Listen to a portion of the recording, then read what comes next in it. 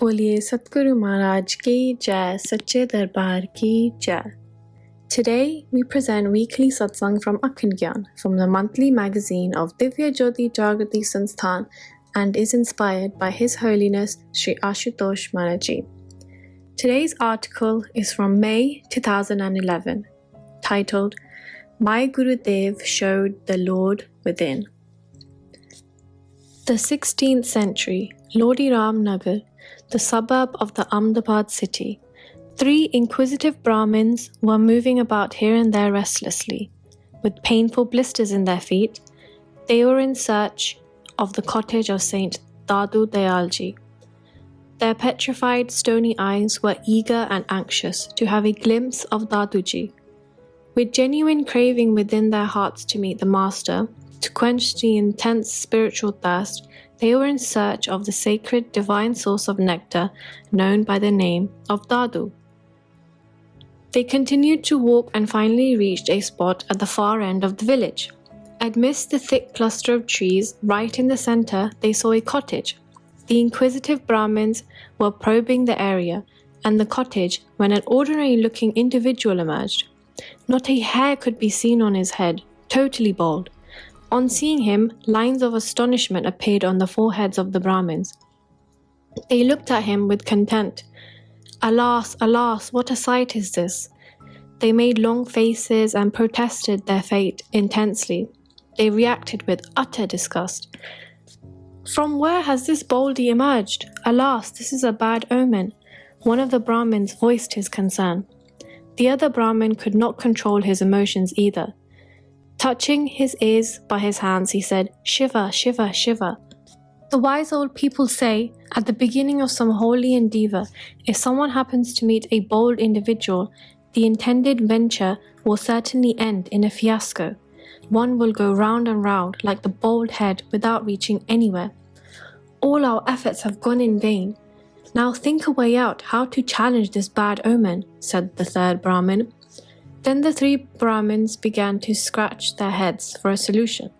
One of them suddenly shot out, There is a solution. Yes, there is one certainly. Pitheshwar Vivek Raj Banabatta Swamiji Maharaj used to say, in such a situation, strike the bald person on his cranium. With the grace of God, the impact of the bad omen will wither away. Immediately, the other 2 Brahmins rushed towards that bald individual, shouting, Aye, Baldy, wait for a while. The concerned individual halted. Solid beating on his bald cranium followed in quick succession. The 3rd Brahmin also made good use of the opportunity. He leapt to land punches on the intended spot, one after another. Thereafter, addressing that Baldy, the Brahmin said with great vanity, Enough, our job is done. Now you go your way and we will revert to our destination. Aye, before going, tell us, where can we find the most revered Saint Dadu Dayalji Maharaj? Where is his sacred and blessed ashram? With great humility, that individual pointed his finger in the direction of the cottage and moved away steadily. All the 3 Brahmins briskly walked towards the cottage in post haste. With curiosity, they peeped in the cottage. No one was there. They therefore waited in the veranda in great expectation for the arrival of Daduji. After some time, the same bold individual returned to the cottage. But this time, along with him was another individual, who walked a few steps behind him, bowing in great humility. The Brahmins were upset again. The same bold individual, hell with this man. Well, what have we to do with him now? Thinking thus, they asked the individual who was following, Brother, we are waiting for the darshan of the most revered Saint Dadu Dayalji Maharaj. When is he expected to arrive at his cottage? The man simply pointed towards the bold man and said, He is Daduji Maharaj. Well, that was enough to stun the 3 Brahmins. They were petrified. Their faces became small out of shame. Maharaj, Maharaj, pardon us, Maharaj. Saying thus, the trio fell at the feet of Daduji. They prayed repeatedly for being pardoned. At the same time, they began to hit their own heads hard, as retribution for what they did to Daduji a few minutes ago. On seeing their reactions, Daduji burst into laughter, clasping his hands. Calmly and giving them encouragement, he said, "Be at peace, be quiet and relax. No sin is committed by you. You see, even when one purchases a small earthen pitcher, it is tested carefully by tapping at several points. It is carefully examined to find out cracks, if any. This apart, you have to come to accept me as your guru in exchange of your soul and devotion. So, what if you carefully examine my merits from every angle? You haven't committed anything wrong." Having said thus, Daduji reached out to a mat in the veranda and was seated there. The three inquisitives went near him slowly, as if limping, and sat in front of him on the bare ground, huddled together. One of them said, "Maharaj, your name is Dadu Dayal, and it is so appropriate. We say this most humbly. Kindness is welded to your name. By pardoning us, you have blessed us with your extraordinary grace." The second one said, "We had rightly heard about the fame in distant cities and villages that Dadu Dayalji is the ocean of bliss. He has taken avatar in the mortal world to impart grace on the humankind." Having listened to the adorations of the Brahmins, benign Daduji smiled. Then he closely examined their physical state of affair. They seemed tired and exhausted. In fact, they had reached his abode after extensive tours to several sacred places, temples, and religious establishments. They sat there in worn-out condition. Their appearance was pitiable. Blisters were visible on their soles. During the course of their pilgrimage, someone told them about the merit of Satguru Daduji. Unable to get the answer to their soul's quest anywhere, ultimately they had reached to the sacred ashram of Daduji to taste the divine spiritual nectar. The all-knowing Antaryami Guru put forth before them a straightforward question. "Well, tell me whether in those sacred places you were able to see God?" The Brahmin said, "No, Maharaj, this is our sorry plight." Daduji said, "Won't you be interested in knowing the reason behind it?" The Brahmins replied, "Certainly, yes. This craving alone has drawn us to you, Maharaj." Daduji says, "The truth is that the path to find God is not outside, but inside each one of us.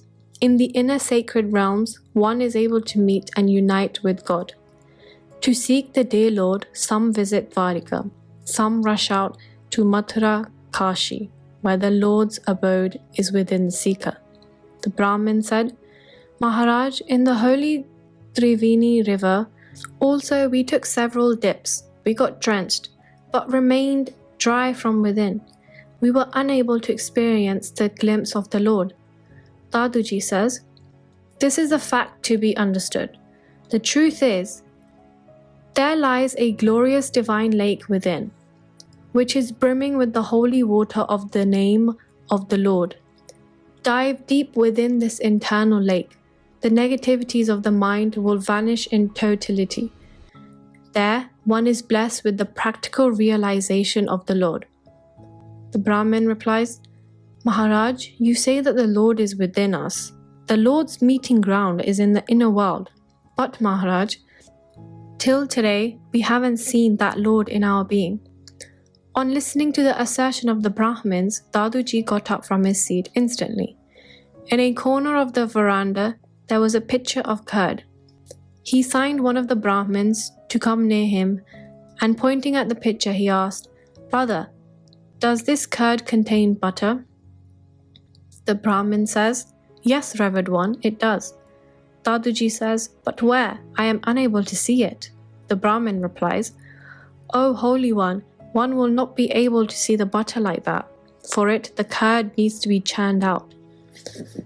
Daduji smiled and reached out to a corner in the veranda, where there was a fireplace. He took in his hand a piece of wood and called the second Brahmin. He asked him, "Tell me, friend, does this wooden stick contain fire?" The second Brahmin says, "Yes, of course, revered master. Otherwise, on catching fire, the wood will not burn."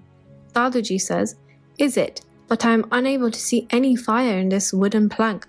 The Brahmin replies, "Maharaj, How is it possible to see? That is in subtle form. Only when it catches fire it will glow. Then next, Daduji reached out to the third Brahmin. He pounded the earth below his feet forcefully twice and then asked, "Is there water under the ground?" The third Brahmin says, "You aver the truth, Maharaj. Water is there." Daduji says, "But I am unable to see it."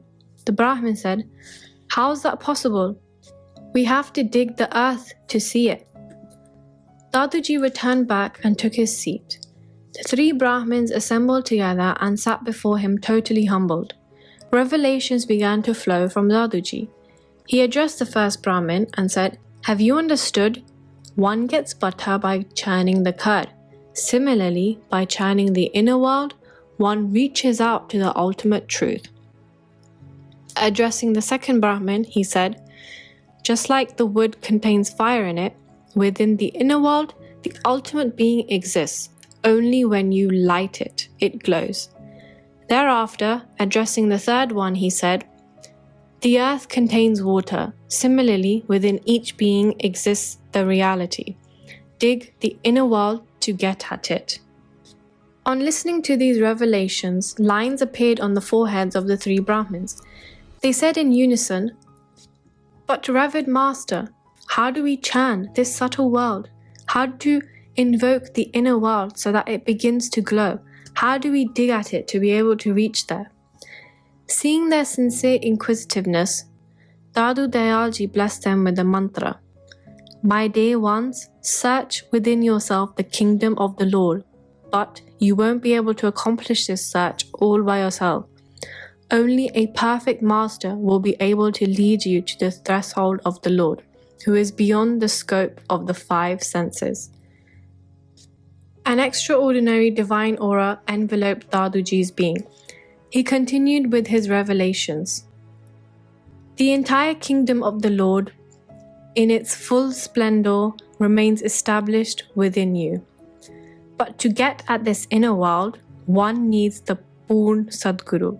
Only Sadguru leads us to unite with the Lord within us. In this great city of human body, the benign Lord remains established. In the inner world, his magnificent wonders and divine sports continue to occur. Seek the divine company of a Sadguru.